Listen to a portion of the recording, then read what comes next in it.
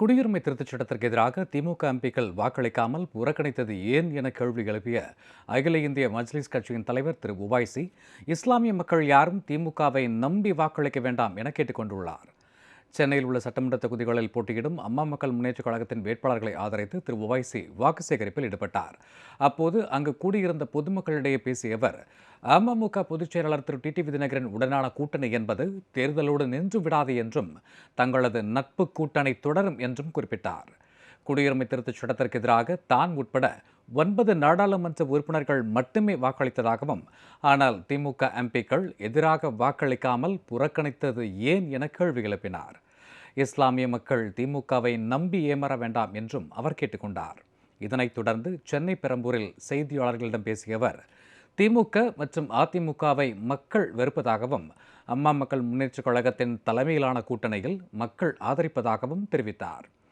மேலும் சிறப்பான தேர்தல் அறிக்கையை அம்மா மக்கள் முன்னேற்றக் கழகம் வெளியிட்டுள்ளதாகவும், அதில் இஸ்லாமிய மக்களின் நலன் காக்கும் பல வாக்குறுதிகளை திரு டிடிவி தினகரன் வழங்கியுள்ளதாகவும் கூறினார்.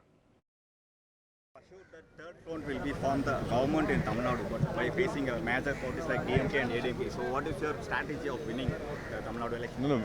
I have stated and I believe that there is a democratic space in Tamil Nadu politics, which has traditionally been a two-party-led alliance. This time around, I wish and hope and is that Mr. T.D. Dinakaran's led alliance will become the third political force in Tamil Nadu politics, and we are also part of this alliance, and we are working towards the success of the alliance candidates and all their parties, because it is the need of the hour for people of Tamil Nadu to have a third political alternative, and I am sure that Mr. T.D. Dinakaran will not only take forward the great legacy of Madam Jayalalitha, but people of Tamil Nadu require a third political front. So, do you think that people will accept the third front? Well, we'll have to try and convince them, and so far the response has been very good, very encouraging, and I hope and expect that the people of Tamil Nadu will bless us with their love and their votes. Sir, will your alliance divide Muslims vote by DMK and ADMK? No, you see this, we are fighting elections so that our party candidate wins. We're not fighting to defeat someone, or we lose. So basically, in a democracy, you fight elections to win. It is end of the day people who decide who to vote for. AMM did not release any specific manifesto in Tamil Nadu. Who?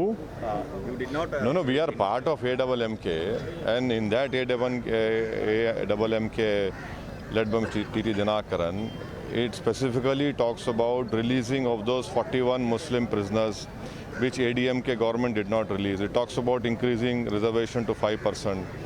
It talks about that Ranganath Mishra Commission recommendations will be implemented. It also talks about development of Waqf properties. It also talks about various measures which are very clear cut and they're very important also. Sir, how do you see DMK and ADMK in their manifesto saying that the 6 cylinders will be, LPG cylinders will be given free and 1,000 rupees and 1,500 rupees for household? So, will this strategy work for them? What is your Well, election time everyone promises everything, but how many cylinders are required? There are 6 are enough. Now the cost has increased to 800 rupees plus. So what we require is good governance, which I am sure this third front alliance will be able to give. Sir, how do you see the Edapadi government, the current ruling government? They are definitely going to lose, because anyone who has an alliance with BJP, whether directly or indirectly, they will lose. Even DMK also suffered when they were part of Vajpayee-led government.